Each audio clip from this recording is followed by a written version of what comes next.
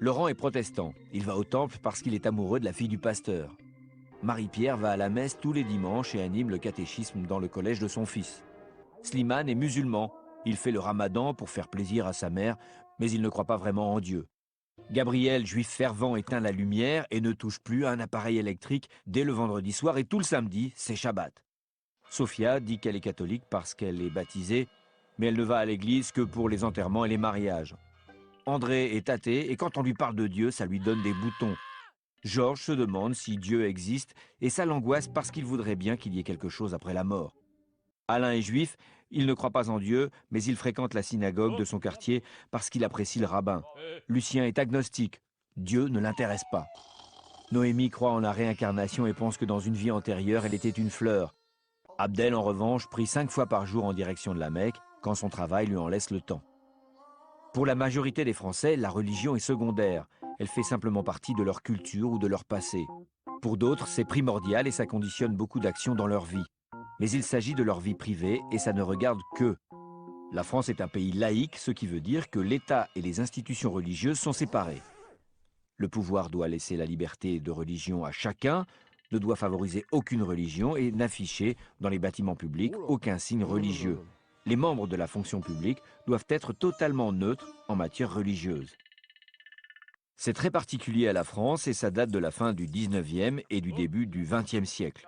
En 1880, Jules Ferry, ministre de l'Éducation, décide que l'école est obligatoire, gratuite et laïque. Avant cette date, c'était l'Église qui dominait l'éducation et donc les consciences. En 1905, une majorité républicaine vote la séparation de l'Église et de l'État. L'État ne finance plus l'Église catholique, ne paie plus le clergé et ne considère plus le catholicisme comme la religion officielle du pays. Mais la laïcité vient de plus loin, de l'idée développée par les philosophes des Lumières qui, au XVIIe siècle, considéraient que la raison devait prévaloir sur la spiritualité et que la religion figeait l'homme dans un ordre établi, l'empêchant de s'épanouir et de se libérer. La Révolution de 1789 a été porteuse de cette idée et s'est faite contre la noblesse, mais aussi contre le clergé qui dominait la société depuis des siècles et réglait la vie des Français.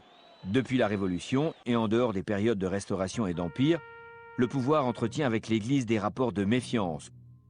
Aujourd'hui, malgré quelques intégristes religieux qui voudraient que leur Dieu s'impose à tous, l'idée de la laïcité est largement acceptée, même par les responsables religieux qui s'emploient à la respecter.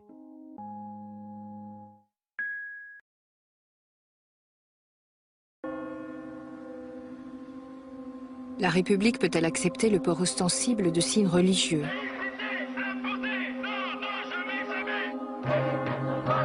Qui doit financer les édifices du culte? L'Europe doit-elle revendiquer ses origines chrétiennes? La France doit-elle entretenir une relation privilégiée avec le Vatican?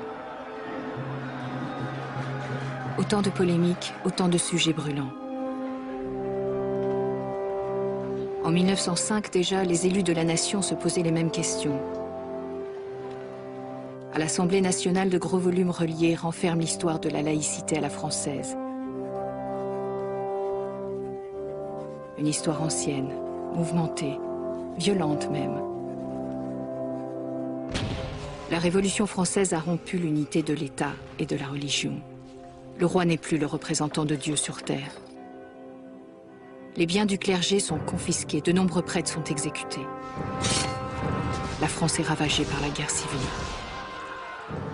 C'est pour ramener la paix religieuse que Napoléon Bonaparte négocie avec le pape Pie VII. En 1801, il signe le Concordat. La religion catholique est officiellement reconnue comme celle de la majorité des Français. Les prêtres deviennent des fonctionnaires de l'État, chargés d'assurer le service public des cultes. Ils perçoivent un traitement, mais doivent jurer fidélité au régime. Les pasteurs protestants, les rabbins, seront logés à la même enseigne. Mais Napoléon ajoute d'autorité une série d'articles organiques qui réglementent jusqu'à l'habit des prêtres et leur interdit toute initiative sans la permission du gouvernement. Première cause de conflit, ces articles organiques ne seront jamais reconnus par l'Église. Seconde cause de conflit, cette Église fonctionnalisée va soutenir tous les régimes autoritaires et monarchiques qui se succèdent au XIXe siècle. Alors l'opposition républicaine devient farouchement anticléricale. Dès 1869, Gambetta réclame la séparation des églises et de l'État, c'est-à-dire l'abolition du concordat. Le cléricalisme, voilà l'ennemi. Quand ils arrivent au pouvoir, les républicains laïcisent le pays. Deux France s'opposent, celle du curé et celle de l'instituteur, celle du croyant et celle du libre penseur. À partir de 1902, on assiste à de vraies batailles rangées que suscite la politique anticléricale menée par le gouvernement d'Émile Combes. Expulsion des congrégations religieuses, rupture des relations diplomatiques avec le Vatican. Le concordat devient inapplicable. Éclate enfin l'affaire des fiches. On découvre que le général André, ministre de la guerre, fait ficher les officiers qui vont à la messe.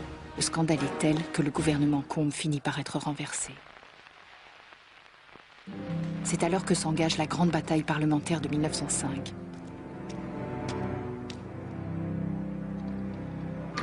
Le nouveau président du Conseil, Rouvier, voudrait éviter la guerre religieuse. Mais le 10 février, contre son souhait, les députés votent la tenue d'un débat sur la séparation. Le ministre des Cultes, Jean-Baptiste Bienvenu-Martin, dépose un projet de loi. Sous la présidence de Ferdinand Buisson, une commission spéciale prépare le débat. Le 21 mars 1905 s'ouvre la première séance de la discussion parlementaire qui va durer toute l'année. Votée conforme par le Sénat le 6 décembre 1905, la loi est promulguée le 9 décembre et paraît au journal officiel le 11. Au début de l'année 1906, son application donne lieu à des violences graves. Les agents de l'État qui viennent inventorier les biens contenus dans les églises se heurtent aux prêtres et aux croyants qui refusent l'ouverture des tabernacles. La crise des inventaires fait tomber le gouvernement. Dans le nouveau cabinet, Aristide Briand est nommé ministre des Cultes. Avec Clémenceau, ministre de l'Intérieur, la décision est prise de suspendre les inventaires et d'appliquer la loi en douceur. Jean Jaurès, le tribun de la paix, est assassiné le 31 juillet 1914, à la veille de la Première Guerre mondiale.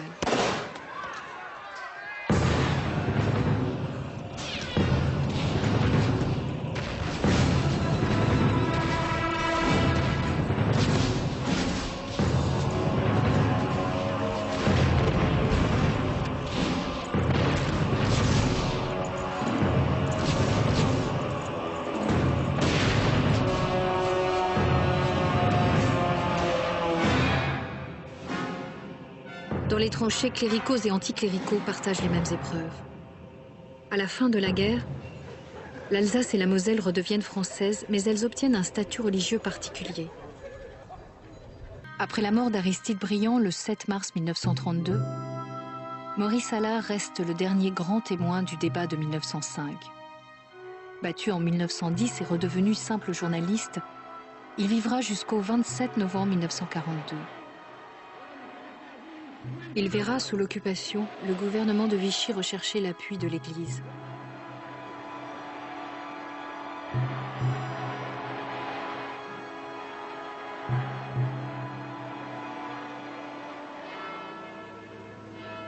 Mais de nombreux croyants rejoignent la résistance. Ils forment à la Libération un important mouvement de démocratie chrétienne. La laïcité prend une valeur constitutionnelle dans le préambule de la Constitution française de 1946. Une valeur confirmée en 1958 dans la Constitution de la Ve République. La France est une république indivisible, laïque, démocratique et sociale. Elle assure l'égalité devant la loi de tous les citoyens, sans distinction d'origine, de race ou de religion. Elle respecte toutes les croyances. Les relations entre la République et l'Église s'apaisent. La présence du général de Gaulle au Vatican a permis au souverain pontife de rappeler que l'œuvre entreprise actuellement par la France devait favoriser les intérêts de tous les peuples. Ce que se sont dit le chef de la chrétienté et le chef de la nation française est demeuré secret, mais ici, comme à Milan et comme au Quirinal, ce sont des liens chaleureux qui ont été renoués.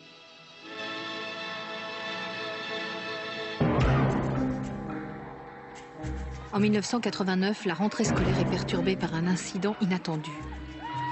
3 jeunes musulmanes qui refusent d'ôter leur foulard en cours sont exclus du collège Gabriel Havès de Creil. Motif : atteinte à la laïcité et à la neutralité de l'école publique.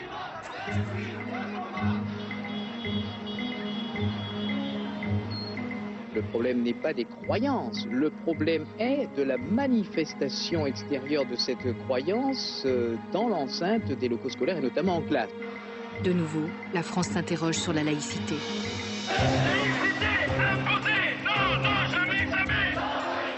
Nous avons fait le choix libre, maintenant que nous l'avons fait, rien ne pourra nous en détourner. La loi de 1905 revient au centre du débat public.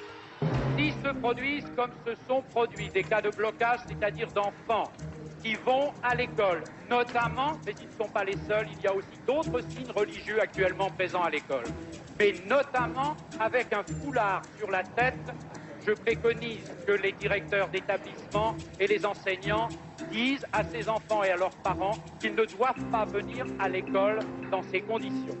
S'il y a blocage et s'il y a refus, je dis alors l'école doit accepter et accueillir les enfants. Le gouvernement Rocard s'en était remis au Conseil d'État. Celui-ci, dans son avis du 27 novembre 1989, n'avait pu que rappeler le droit en vigueur. Si le port de signes religieux n'est pas en soi incompatible avec le principe de laïcité et constitue même une liberté, il ne doit pas prendre un caractère ostentatoire ou revendicatif, ni devenir un acte de pression, de provocation, de prosélytisme ou de propagande, et ne doit en aucun cas porter atteinte à la dignité de l'élève. Ainsi, le port de signes religieux peut être réglementé. Dans le même esprit, la circulaire Bayrou de 1994 distingue les signes discrets des signes ostentatoires. Le 11 décembre 2003, la commission Stasi sur la laïcité rend son rapport au président de la République. Le 17 décembre, Jacques Chirac se déclare favorable à l'enseignement du fait religieux et souhaite une loi contre le port ostensible de signes religieux à l'école. J'estime que le port de tenues ou de signes qui manifestent ostensiblement l'appartenance religieuse doit être proscrit dans les écoles, les collèges et les lycées publics. Une mission parlementaire d'information est constituée sous la présidence de Jean-Louis Debré. Cette démarche aboutit à la loi du 15 mars 2004, selon laquelle, dans les écoles, les collèges et les lycées publics, le port de signes ou tenues par lesquels les élèves manifestent ostensiblement une appartenance religieuse est interdit.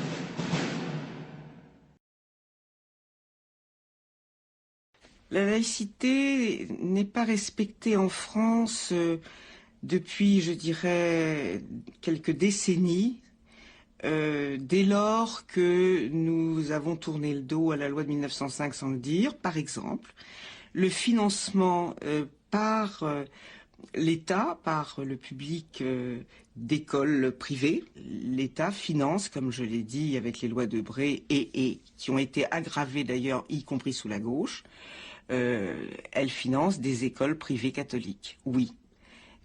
Par exemple, autre détournement de la loi 1905, la mairie de Paris, par exemple, depuis Jacques Chirac, finance en grande partie les écoles loubavitches juives, qui sont une sorte de secte, on pourrait dire, du judaïsme extrêmement rigoureux, extrêmement orthodoxe, voire radical. Ça n'est pas le rôle de l'État de faire ça. L'argent public doit aller à tout le monde, c'est-à-dire au public. Il sert tout le monde, l'argent public. Et l'argent public n'a pas à financer des écoles religieuses. C'est absolument antithétique, contraire à la loi de 1905. Depuis Voltaire, on a le droit au blasphème. C'est comment dirais-je, inséparable de la liberté d'expression de son opinion. On a le droit de blasphémer, on a le droit de maudire Dieu, de l'insulter, on a le droit à ça. Alors, je peux comprendre que pour les gens religieux, ce soit pas peu agréable. Je le comprends, mais ils doivent l'accepter. Car enfin, les athées sont tout aussi recevables que les religieux. Dessiner, représenter le Dieu des musulmans ou le Dieu des juifs, même si ça n'est pas, comment dirais-je, accepté par ces religieux, c'est notre droit. C'est notre droit. La liberté de penser ne se divise pas. Et je trouve d'ailleurs que notre société, depuis une quinzaine d'années, restreint, au nom de au nom de la bien-pensance, de ne pas heurter, de ne pas choquer, de ne pas blesser nos libertés de parole. Et c'est pour ça que quand il y a eu ce procès à propos de la couverture des Charlie Hebdo montrant Mahomet avec une bombe, ce qui était un outrage, ressenti comme un outrage par beaucoup de musulmans, j'ai accepté d'aller témoigner, tant j'avais peur, vu la lâcheté de tous les politiques avant ce procès, qui se taisaient, j'avais tellement peur qu'il puisse avoir un jugement de condamnation que j'ai dit oui, je vais aller témoigner dans la mesure où je ne voudrais pas qu'on mette le petit doigt dans l'engrenage de la censure. Ça, c'est pas possible. Sur l'histoire du blasphème, si on n'avait pas gagné notre procès au moment des caricatures de Mahomet, il est probable que notre condamnation aurait fait jurisprudence et que les religieux de tout poil se seraient engouffrés dans cette brèche pour intenter des procès à n'importe quel journaliste, à n'importe quel dessinateur pour blasphème. Une représentation de Jésus, dire que Jésus n'existe pas, ça aurait pu rentrer peut-être dans le cadre du blasphème. Et certains autres pays d'Europe reconnaissent le blasphème comme un délit. Donc la France, c'est un pays privilégié et protégé de ce point de vue-là. La justice ne reconnaît pas le blasphème.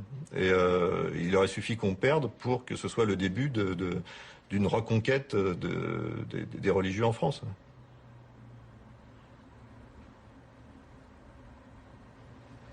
Alors on est dans les nouveaux locaux de Charlie Hebdo depuis que les anciens ont été incendiés en début novembre. 2 cocktails Molotov ont été lancés à l'intérieur, probablement suite à la publication du numéro spécial de Charlie Hebdo qui s'appelait pour l'occasion Charia Hebdo. Donc il y a eu l'incendie, il y a eu dans le même temps le piratage du site internet et un flot de menaces de mort contre la rédaction en général. C'était à l'occasion de la victoire aux élections du parti Ennahda en Tunisie et en même temps la promesse qu'en Libye, la charia serait intégrée à la loi. Donc on a demandé à Mahomet de s'occuper de la rédaction en chef et de venir commenter l'actualité. Il n'y aurait pas eu une actualité autour de l'islam à ce moment-là, on aurait fait autre chose. Et quand il y a une actualité autour des catholiques, par exemple, quand le pape vient nous rendre visite en France ou quand le pape fait une déclaration extraordinaire, on fait un numéro sur le pape. Nous, on se considère comme un journal laïque. Pour nous, la laïcité, c'est le terrain neutre sur lequel on peut s'entendre, on peut discuter avec des croyants. En sachant que derrière cette laïcité, l'énorme majorité de l'équipe est athée. Je crois même pas m'avancer beaucoup en disant que 100% de l'équipe de Charlie Hebdo est athée. Donc on est des athées qui nous retrouvons, qui vivons dans la société grâce à la laïcité qui permet de maintenir une paix sociale en France. On nous traite de laïcards extrémistes ou intégristes mais c'est pas tout à fait vrai. Si on devait nous caractériser par quelque chose, ça serait plutôt athée intégriste. Oui, on est des athées intégristes.